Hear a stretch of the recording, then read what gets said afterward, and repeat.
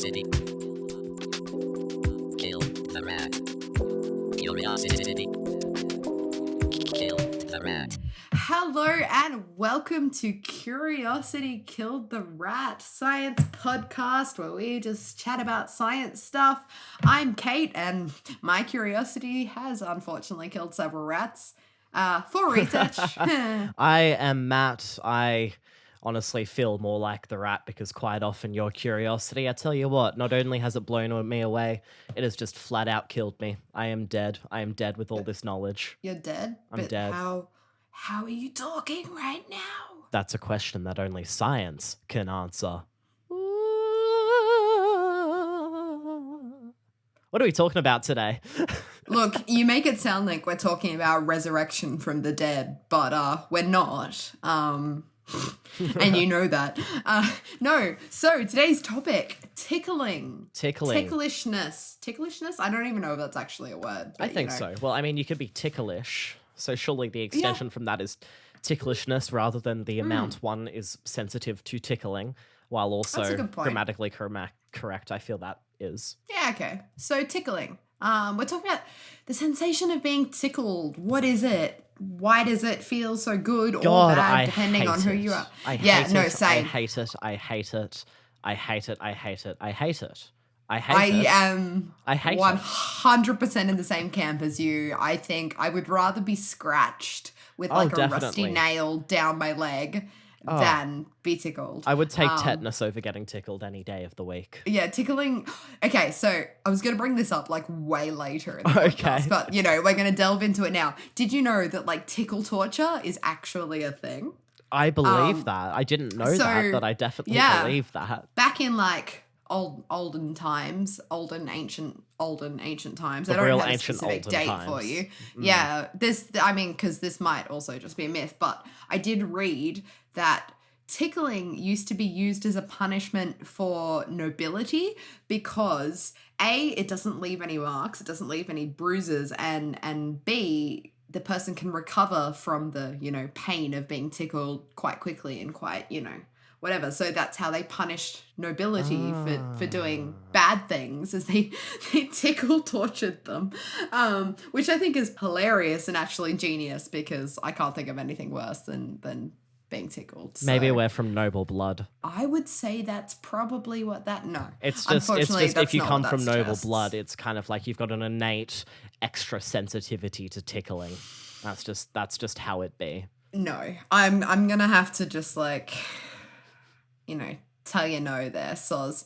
And you'll learn why, because I'm going to tell you why. Oh, I am excited. I know, right? Okay, so I went on a bit of a rabbit hole search here about tickling, and I learnt a lot. And it all stemmed from this conversation that we were having the other night about tickling and how we both can tickle ourselves. Because there's this ongoing, there's this, I don't want to call it a myth because it's not a myth, and I'll explain why in a second, but there's this well-known quote-unquote fact that one cannot tickle oneself. In fact, many sources seem to say it's physically impossible. Yeah.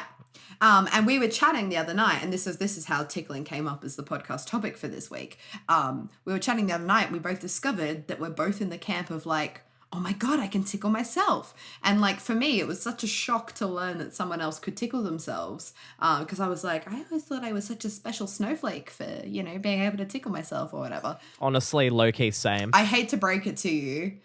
The type of self-tickling that we are talking about is actually pretty fucking common and not what people talk about when they say you can't tickle themselves. I know. You're not special. You're basic. Shit. Snap, because snap, I guess to clarify for those who are gobsmacked at the notion of us being able to tickle ourselves is like, I don't know, just like if I kind of lightly rub, especially like the bottoms of my feet are a big spot. I'm like especially sensitive to tickling there. So like I can do it literally anywhere, up my arm, on my face, anywhere. Just it requires any sort of light touch and I'm gone, even if I do it to myself. Yeah, same. However, okay, so this is what I learned. So I was like, okay, I want to research tickling. I want to find out why it is that we can, because initially I was thinking maybe there's some genetic reason that we can do it. I don't know.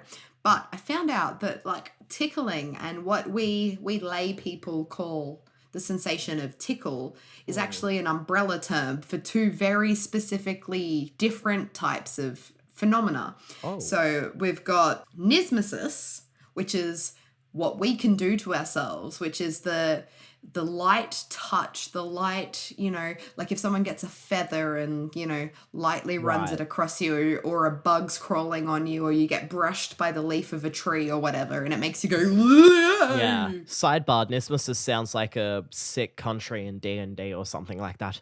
I am a traveller. I hail from the far land of Nismusus. Please, sir, do you have any adventurers? Yeah, look, Something like that. I mean, most scientific terms kind of do if you put the right spin on them. But no, so nismesis is that light touch kind of tickle, which, like, no one's going to deny that, like, if you get brushed by something lightly, you go, ooh, that tickled. Like, Yeah. we definitely consider that tickling. But that is very different, both, like, physiologically and evolutionarily, from the other type of tickling, which I'm definitely going to pronounce wrong. Oh my God. Give it a go. Gargalesis. Gargalesis. Yeah, look, I don't know who named these things. Wasn't me. I'm not a tickle scientist. But yeah, no. So gargalesis is a much harder type of tickle, which is, when people tickle you in the ribs or under they like the full armpits, jab you or and something it's, like that. And... No, not the jab, but like think about like a mother tickling their baby. Like it's the pressure, or the harder touch, kind of like you get your fingers in there, and it's what causes involuntary laughter. Yeah. So nismesis doesn't make you laugh, it just kind of makes you go, "Grr," that didn't feel gives you that pleasant. really physical, I need to That fucking jolt away from goosebumps, this kind of reaction. tingly kind of thing. Yeah. Whereas gargalesis is the one that produces that involuntary laughter of like, this is so funny, but I hate it, please stop, I might be laughing but I want you to fucking die kind of. And they're two very, very different sensations that as humans we consider them both tickling, right? Yeah, interesting stuff. So what I learned, which made me sad in a way, is that being able to induce the nismesis, the light touch one, to yourself is actually that's actually kind of common. Aww. Not everyone can do it, but there's a fair few people that can. So we're still a little bit special, at least. Okay. I mean, like, we're special. Everybody's special in their own way. But we're not special because we can tickle ourselves via the light touch. But the gargalesis, try it now, because I tried it to myself and I was like, shit, I can't do this. I can't tickle myself. Try it. Tickle under your armpit with some like solid nothing, right? Although exactly, Mr. So I guess do you know about the jabbing in the side then? Because if I'm like prodding myself in the side, I'm still getting that little bit of a lashing reaction, but it's not necessarily uncontrollable laughter. It's just kind of like I don't think that's probably like tickling. a reflex nerve, right? Yeah, I don't think that's tickling. I think that's like kind of because you call it like the electric shock, right? Where you come in and you jab someone in the side and you make them jump. That's not tickling. I think that might be a similar reaction to like if you get hit in the knee with the thing and it forces your leg to kind of jump out involuntarily. Like I wouldn't call that tickling. Maybe more just like a reflex nerve reaction. Yeah, well that is exactly what that is, just like a reflex reaction. And so gargalesis, as it's defined, is accompanied by this uncontrollable laughter and giggling and stuff, and the involuntary laughter, pure unadulterated pain. Yeah.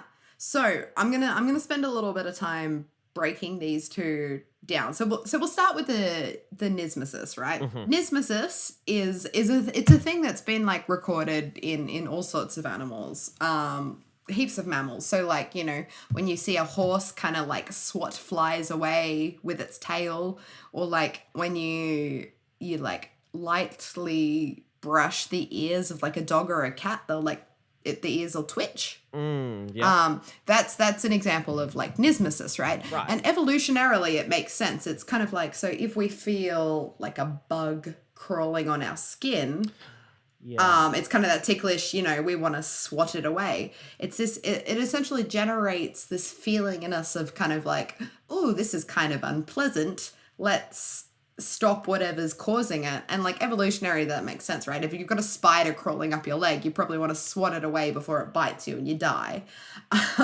Not to be dramatic, but like, you know, that's kind of where it comes from, and that's how it's developed, is how it was developed, is like this sensation of, oh, this potentially threatening thing is on my body. Let's get rid of it. Make it be not there. Make it be not there, exactly. And that's very different to gargalesis. I pause every time before I say it. Gargalesis.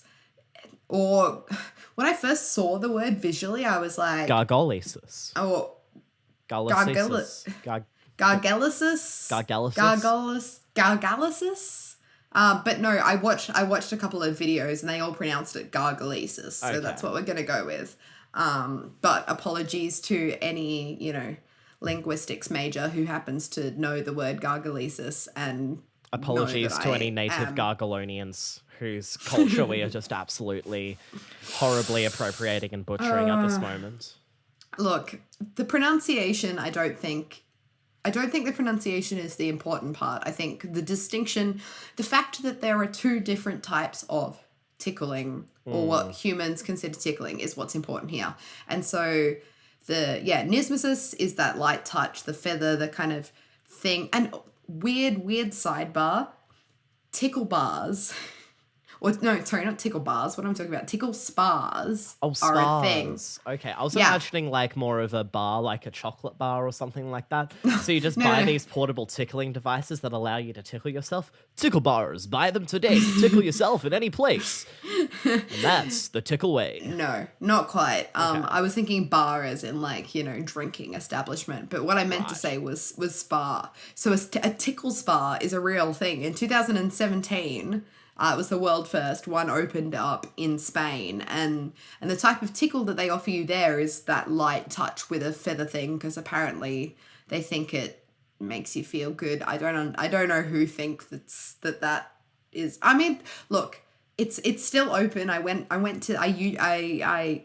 Googled it. It's still a thing, you know, 3 years later. So they must be getting business, which is crazy to me. Why anyone would want that done to themselves. Well, if, you know, self-inflicted tickling like that is good, then baby, I don't want to be right, because fuck that. Jesus Christ. Yeah, it's weird.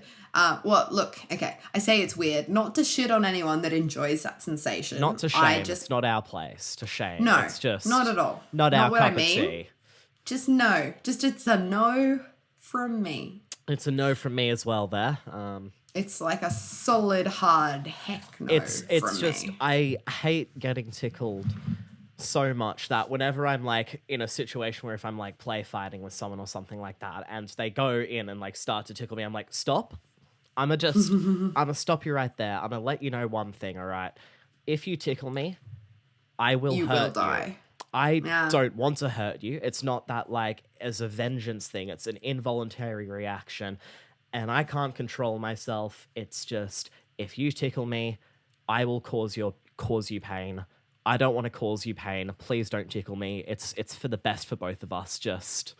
Well, I mean, that's precisely why I never got in trouble for giving you a blood nose as a kid. That's because true. I gave you a blood nose because you were tickling my feet. And my feet just did that reflex, kaboom, smack bang in your nose, blood everywhere. But I didn't get in trouble because you were the one tickling me, even though I told you not to, because what is a younger sibling for if not to annoy? Correct. But you're the one that paid hard for that, not me.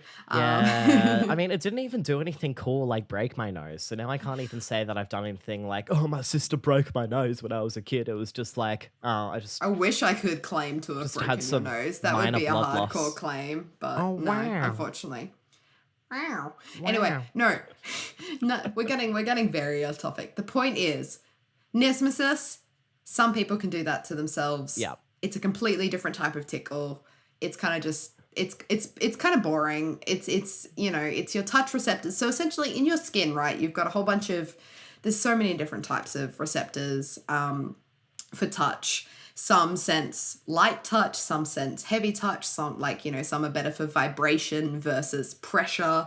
There's actually like 4 main types of mechanoreceptors, and then you've also got your pain receptors on top of that, and then you've also got your temperature receptors on top of that, and then you've got your free nerve endings. Anyway, in our skins, there's a whole lots of receptors to sense different types of things. And so the nismesis travels up to your brain as just like don't love this, get rid of it, and that's that. Gargalesis, however, that's the interesting one. That's the one that I went down this like rabbit hole of trying to like figure out. Gargalesis is the one where supposedly people can't inflict that on themselves, that it's supposed to be physically impossible to do that. Unless you have schizophrenia. Oh. That is the caveat. Schizophrenics can in fact gargalesis themselves. That's definitely not how that word is used in a sentence. They can commit auto-gargogalesis. They can induce gargolysis. No, gargalesis. Gargalesis? They could do it. Okay, I'll explain why in a sec. What's your thesis on this? Maybe I should just change my thesis just so I can use the pun of gargathesis. Yeah, base your whole PhD around a pun, please. I beg you. That would be so funny. I would. I'm tempted because I watched all these videos of people tickling rats, and it's actually adorable. I'll get to that. So, gargalesis, that hardcore kind of a little, well, not hardcore, but, you know, harder pressure, full on, induces this involuntary laughter in the person that is being tickled. And that's the one that you can't do to yourself. So, the bottom line that I'm gonna start off with the disclaimer: scientists don't really know why it's a thing, right? We kind of don't really know why our body does this. But we have theories and we have thoughts and we have ideas. And so I'm going to go through what we currently think, or what the current leading theory is in terms of how this works and why it's a thing, and how evolutionarily it has developed to be a thing. So the current leading theory is that it's actually a self-defense training mechanism. Oh. Right? Yeah. So hear me out. Picture, so you got a mother, you got a baby, or you know, any parental figure. It doesn't have to be a mother. Parental figure, infant child. Parental figure tickles, gargalesis, infant child. Infant child giggles in response. Parent continues to do so, and so on and so forth. However, think about, like, where are you most ticklish? And not just you. Every human shares the same ticklish zones, and even like primates, like chimps and like other animals share the same zones, right? So you've got your feet, you've got your right, armpits. Okay, so armpits are a great example, because if you think about your armpits, first of all, you've got some very important veins and arteries in your armpits, which is why, like, so if you're cold, just pro tip on a freezing cold day, shove your fingertips in your armpits. It's a great source of heat. Yeah. Because you've got a lot of blood flow there, because you've got some very important veins and arteries. Also, it's where your rib cage kind of ends. So it's actually a way that you can get into your heart. If you go through the armpit, you can get to someone's heart without having to fight your way through any protective bone. It's a very vulnerable part of the body, right? You heard it here first, folks. The way to your lady's heart is through her armpit. Yeah. Well, I mean, yes. Physiologically, in a strictly anatomically scientific speaking, sense, yes. Anatomically speaking, it's a very valid way to someone's heart, through their armpit. And you know, neck is another great one. People are really ticklish, like under their chins and stuff. I mean, I'll just say it as well. There's also like the groin region. Like that's and your thighs. That's because you've got your femoral artery travels up there, and as well as your future offspring. Yeah, and like, well, and neck, like we were saying before, you know, you've got your spinal cord, all of the blood supply to your brain. You know, neck is a very, very vulnerable region in terms of if someone is going to injure your neck, you're kind of screwed, right? I guess your gut and belly as well sometimes. Yeah. And that's because we've got a whole lot of important organs in there, right? So because if it was, you know, just the regions that had the most nerve endings or the most sensitive parts of your body that were ticklish, then your face would be ticklish. And your palms of your hands would be really ticklish. But they're not, generally, not in comparison to these other parts. So it's not about density of nerves. It's not about sensitivity. It's about vulnerability. Because I can definitely do fucking nemesis or whatever it's called on my own hands. Like if I Nismesis. Nismesis. if I Yeah. lightly like run my fingertips over the palm of my hand, that definitely like triggers some kind of reaction. But that's same. different from. But if you were in like a tickle war with someone, right? I'm not going for their palms. No, exactly. You're not going for their palms. And that's because that's not the most ticklish parts of the body. And there's a very logical reason for that. Because then also, if you think about how somebody reacts to being tickled, whether they claim to enjoy it or not, right? They're going to kind of curl up away, or they're going to try to swat you away, or like, you know, in my example of kicking you in the nose, I didn't mean to do that. That was not I hate you for tickling me, I'm going to kick you in the nose. No, that was a complete reflexive, I didn't even think about it. My body just went, nope. Smack. Fucking yeet. Exactly. And so the theory goes that tickling, and tickling infants in particular, helps train them to defend these vulnerable parts of the body. So by tickling them, you know, that's how they learn to curl up or to swat away or to, you know, protect these vulnerable parts of their body. But the reason you laugh, because if you think about it, if you tickled a baby and it started screaming, yeah, would you keep tickling it? No, Hell you no. wouldn't. That's horrid. Or if it started like crying and screaming and whatever, no.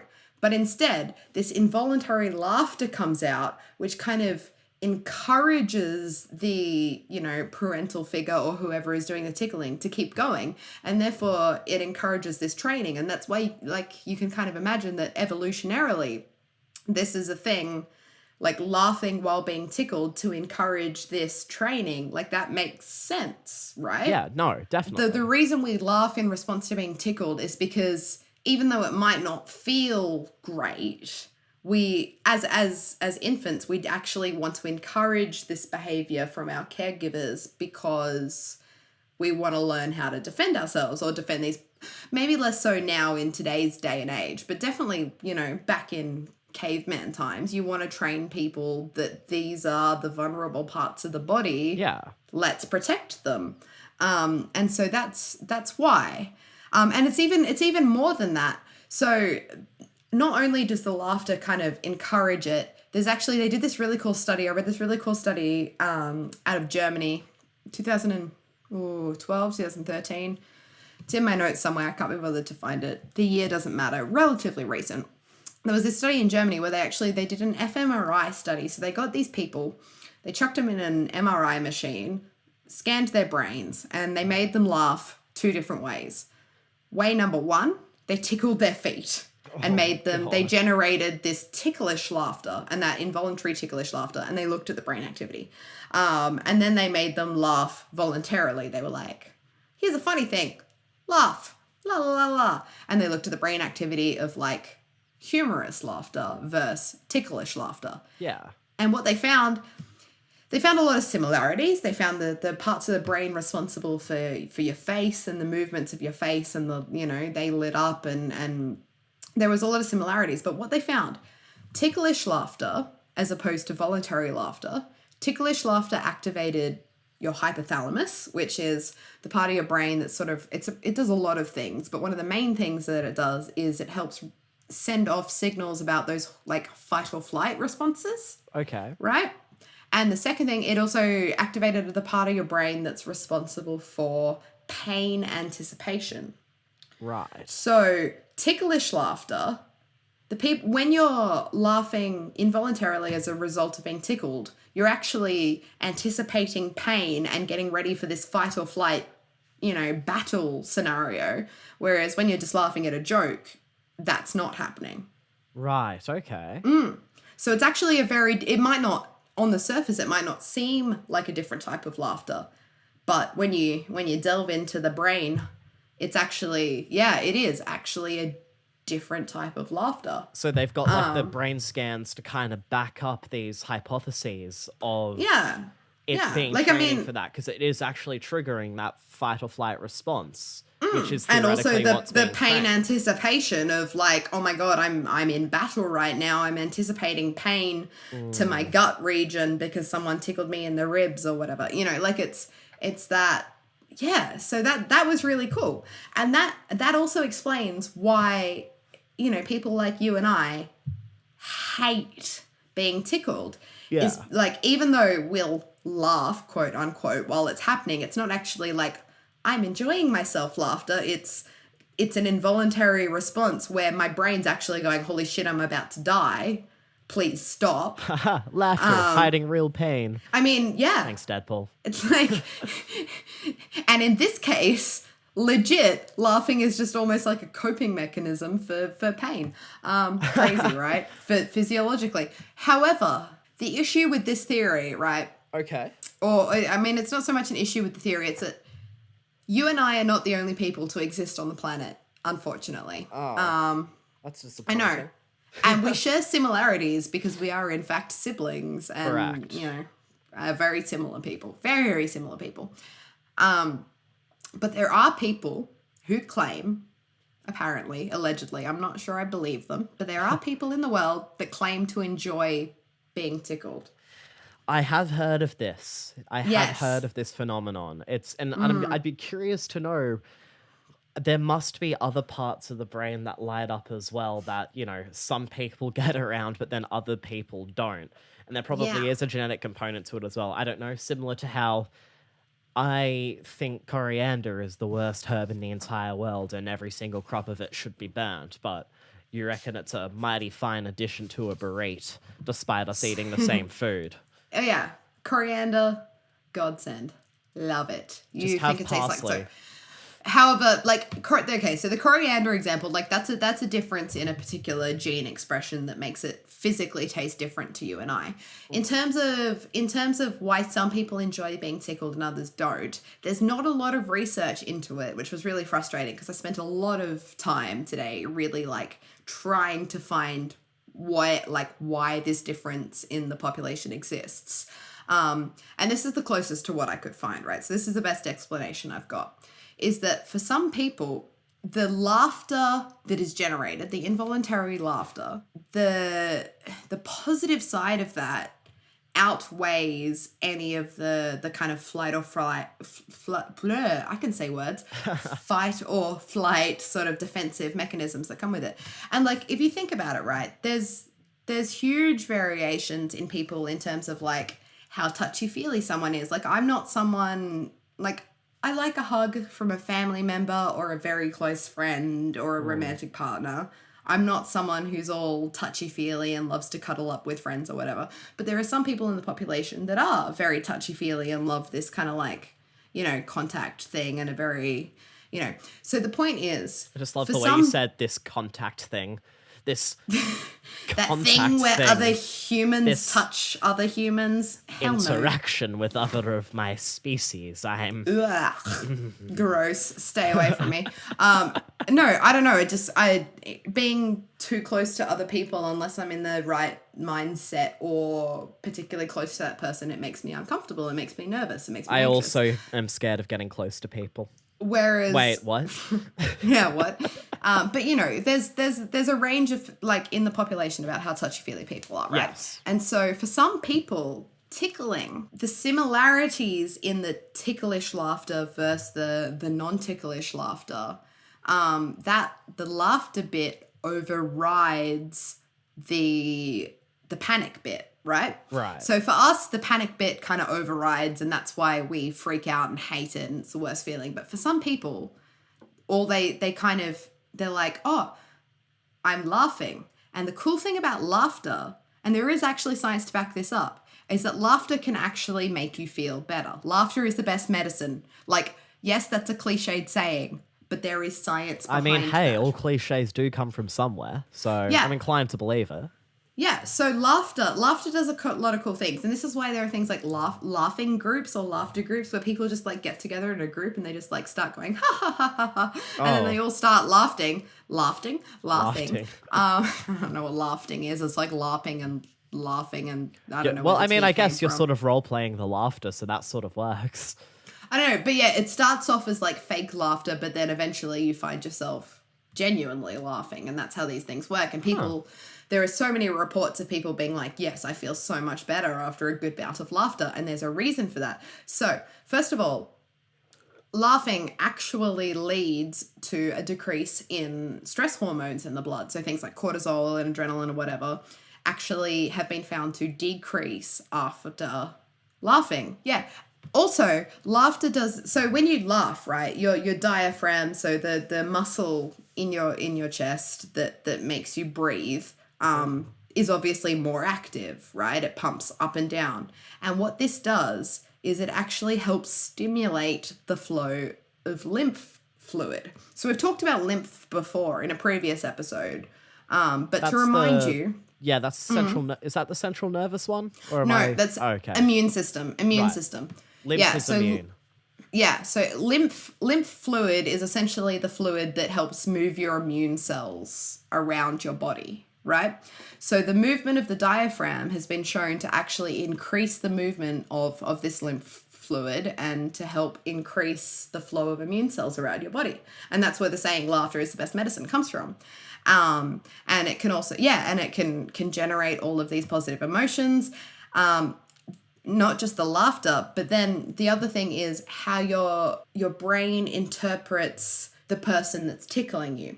So in the case of like an infant and their mother, they're going to interpret the touch from the tickling as what's, science refers to as positive touch as opposed to negative touch, right? Yeah. And your brain reacts differently. Similarly to like if you give someone a hug, it releases a whole lot of oxytocin, which is, a hormone that makes you feel good, releases dopamine.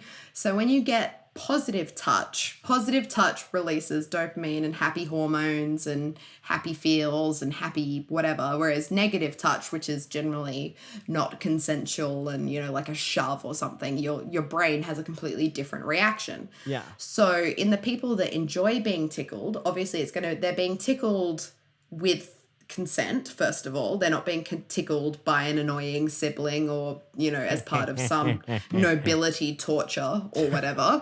They're being tickled by someone they care about, whether that's a romantic partner or a mother-baby relationship or a good friend that they're close with. But essentially, like it's a combination of the brain is experiencing it as positive touch and they're getting all these happy hormones and happy neurotransmitters buzzing through their brain, as well as the laughter helping increase the immune flow and decrease the stress hormones. And that actually overrides any of the like panic that comes from the like defense mechanism. So it's the laughter that's leading to the enjoyment, not the other way around. It's not the tickling that's enjoyable and therefore the person's laughing out of enjoyment.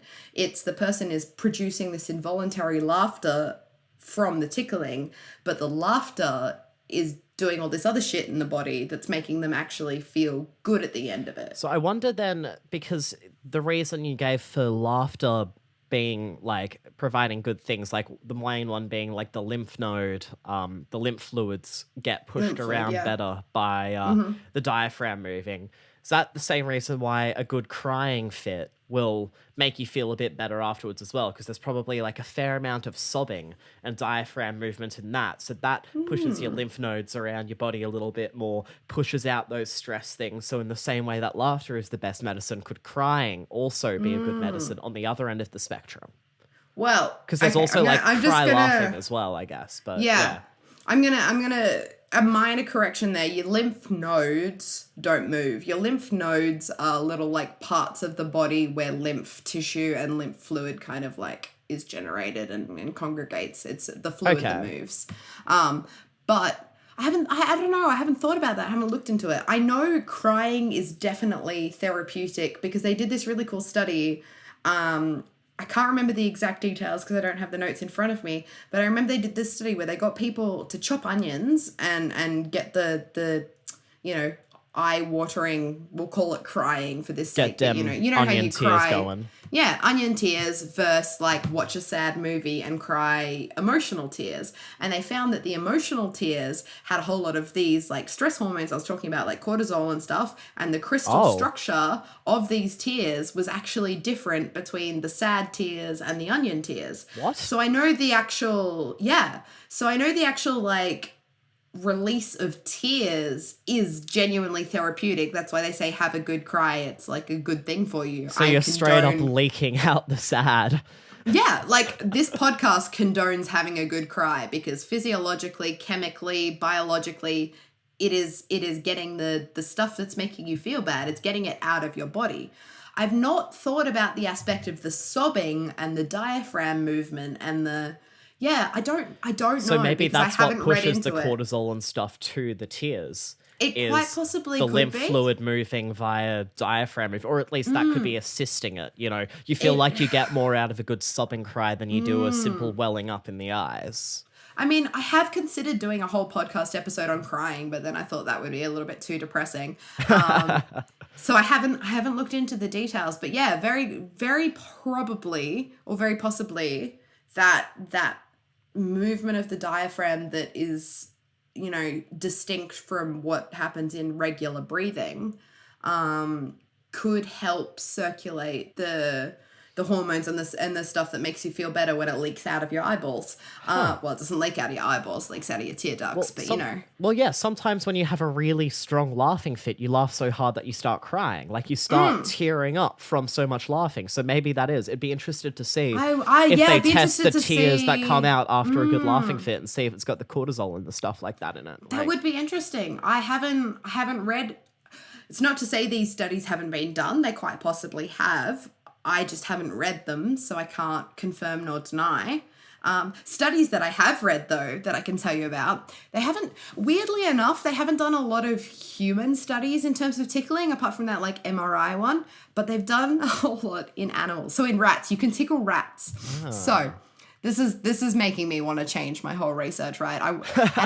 It's also made me think about some of the research that I've done. Like, I definitely give my rats little, like, scratches and belly rubs and stuff sometimes, and I'm that's like, a bit cute. well, it is until I suddenly realized that tickling rats changes a lot in their biochemistry, and I'm like, oh my god, have I confounded my experiments by giving some rats belly rubs and not others? Don't know.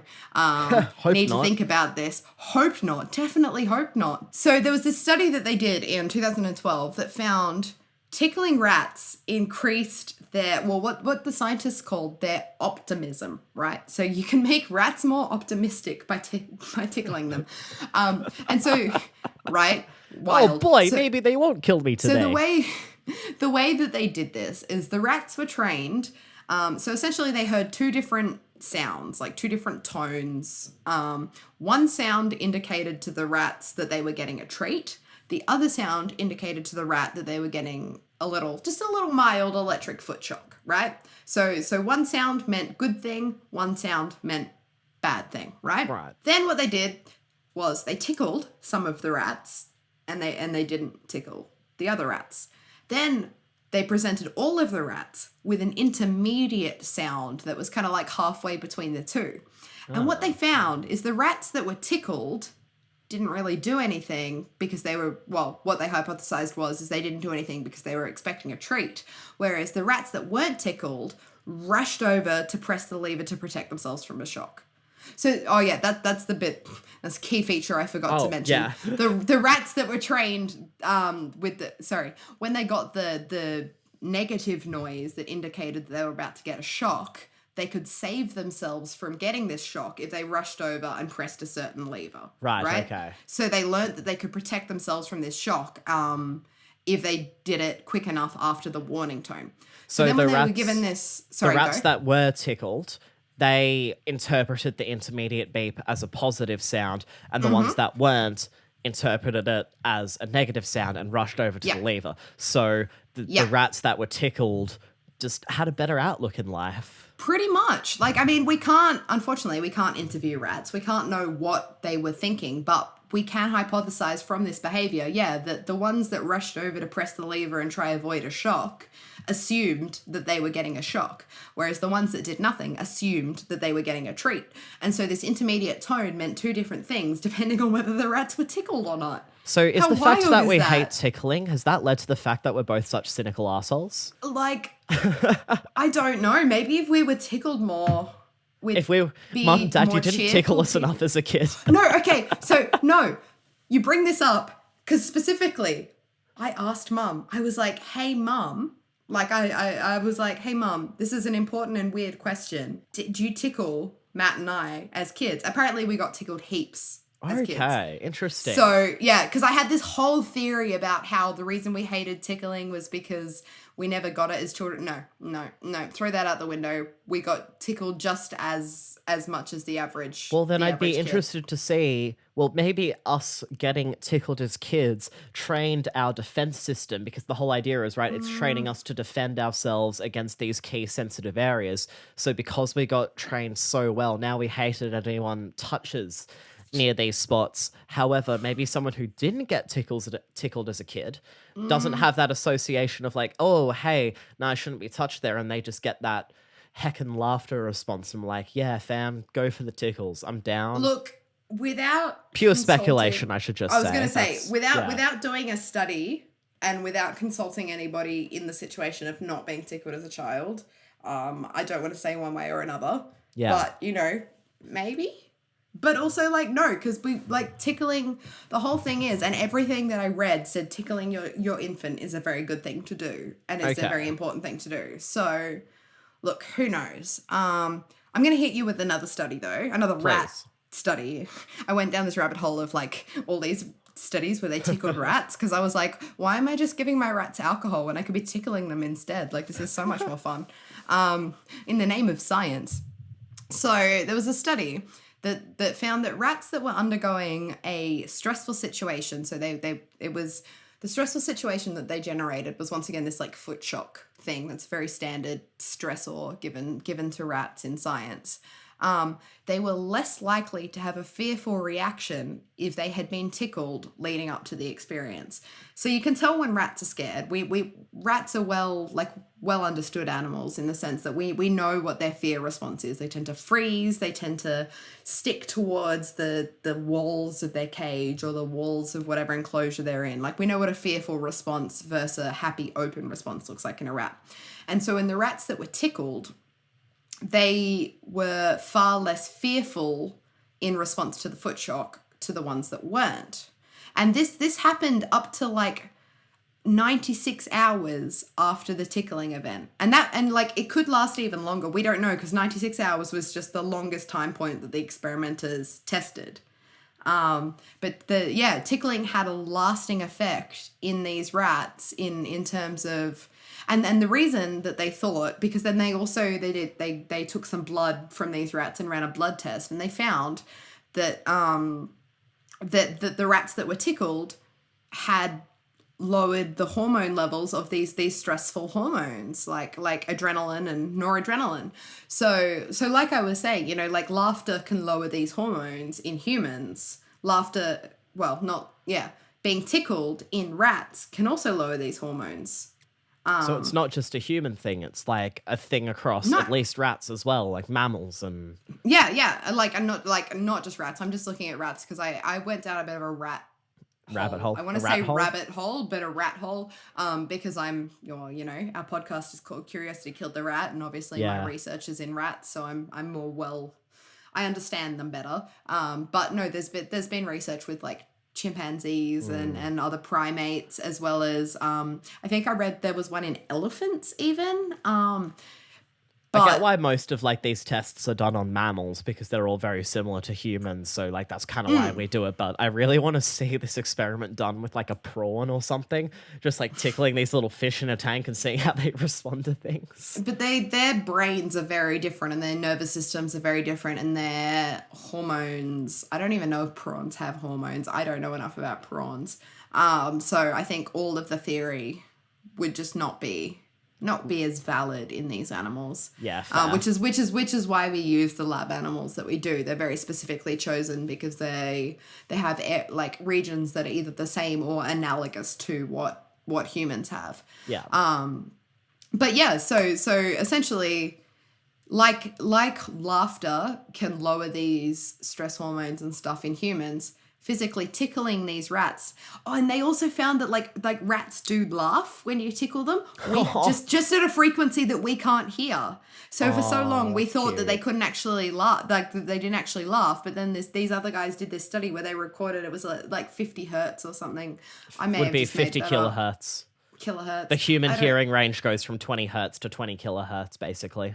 Okay, so it would be 50 kilohertz then. It was above our hearing range, and that's that's the frequency at which rats make their pleasure noise when they're, having happy times. Okay.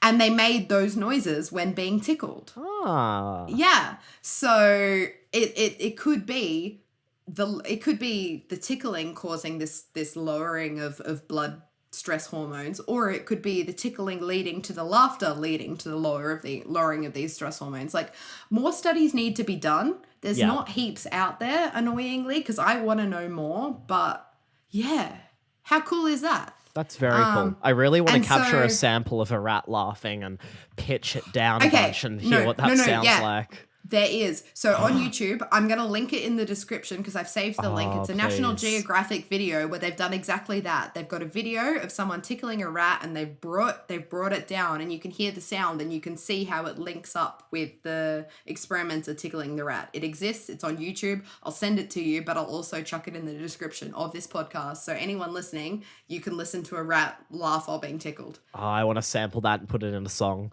Yeah. You can do that. It exists. Scientists out there have beaten you to it. But yeah. Shit. Yeah, so all those studies from rats suggest that, like, the rats enjoy being tickled, unlike us, I say us as in Matt and Kate don't like being tickled, because there are several humans out there that do like being tickled. So it seems that the rats are kind of more like the humans that do like being tickled.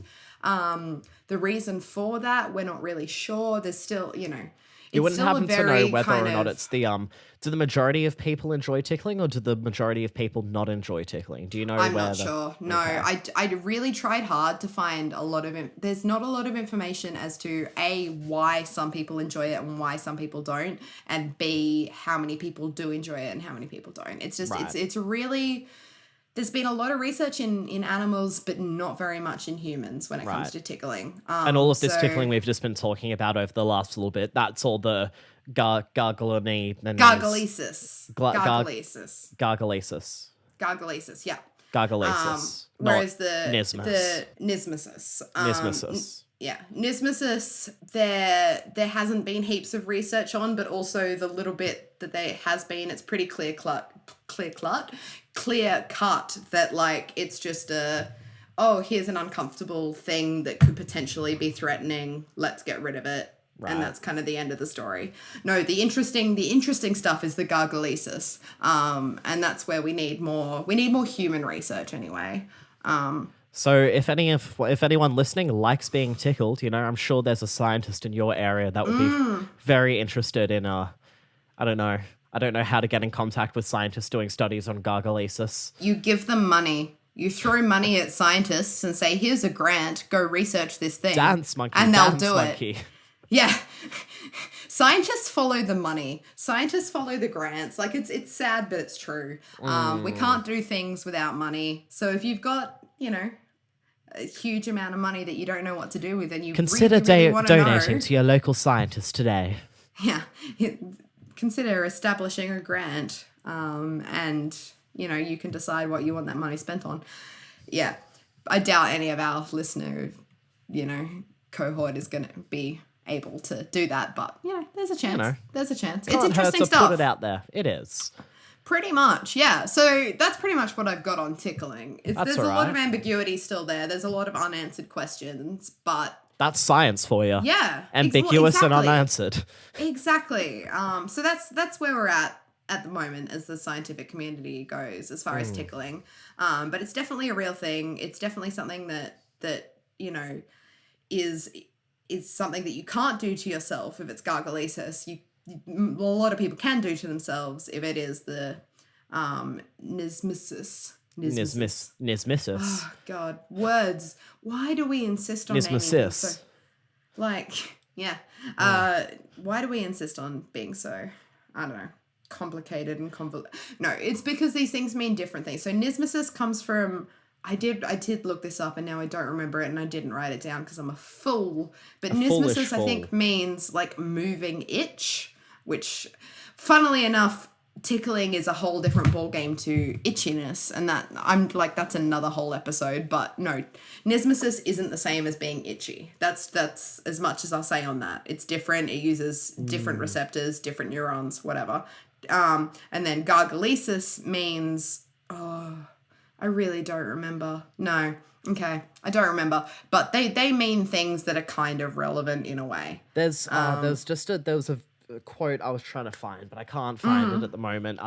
I saw it in a Vsauce video, and he was quoting someone Classic. else about the nature of language and how while language does definitely evolve over time, it hasn't evolved quick enough alongside how quickly science and progress has evolved. So we haven't been it's like ancient and full of weird metaphors and idioms and things that don't really keep up with the kind of concepts we're tackling now in maths and stuff like that. But I can't find it, so it doesn't matter. Yeah. It's probably checks out. a good time to shuffle along to the listener question, methinks. Yeah, I would definitely agree with that. So the listener question that we had today is from Faith. Very unrelated to our main topic. As they often are. But sometimes they're not. True. Anyway, simple 3-word question. Do fish sleep? Ooh. I has a fish. I've never What do seen you it reckon? sleep, except for the ones that haven't woken up since. I would my guess, Dying is not the same as sleeping. it's the forever sleep. Oh boy. Yeah. It's I have fish. My guess would be no, because the way they breathe is to move through water and have the water go into their mouths and come out Gills. their gills. So I would say no, I don't think they do sleep. Okay. Which So it's an interesting one. And it comes down to, like, answering it properly comes down to the definition of sleep. And the hurdle that we come to is that generally when we're talking about sleep in humans or in mammals or whatever, sleep is generally defined as a period of time where our eyes are shut and our neocortex, part of our brain, and our brain activity changes. So you measure people's brain waves, right? In ECGs, you put these weird caps on them in the sleep clinic, and you can tell what stage of sleep someone is in because the brain waves change. The problem we have with fish, first of all, they can't shut their eyes because they don't have eyelids. right. Second of all, they don't have a neocortex. Right, okay. So our standard mammalian definition of sleep is just like not even applicable. So you can be like, no, fish don't sleep because they can't meet our definition of sleep. But that's when you need to kind of go, okay, maybe we need to change our definition when it comes to these animals, right? So in a sense, they don't sleep in that sense, but they do rest. So like if you sat there and watched your fish tank for a whole day and took very vigorous notes on the activity of your fish, you would notice that there are periods of time where they have reduced activity. So they still move in their sleep because, like, as you said, that's how they breathe, right? You need the water flowing past the gills in order for them to do respiration and to get oxygen and to breathe. However, their metabolism is lowered. They're less active.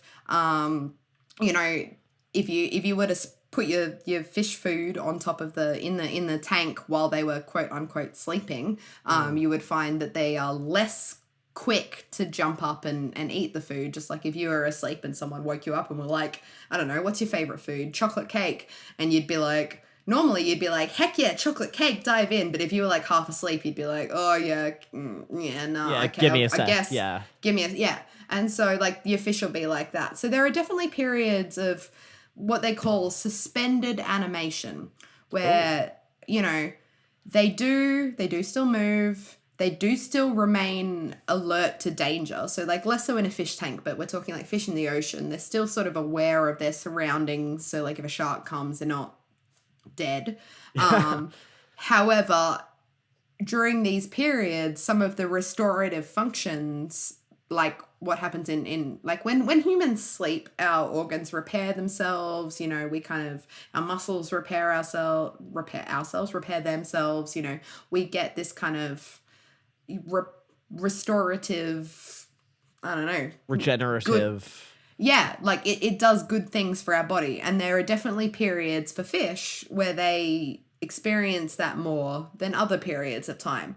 So whether you deem that as sleep or not, yeah, It depends on your definition. It's a bit kind of ambiguous.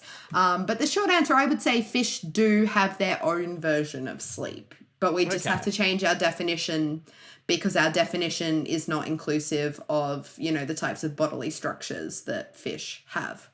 And like there's one really cool example that I read that I'm going to chuck out there.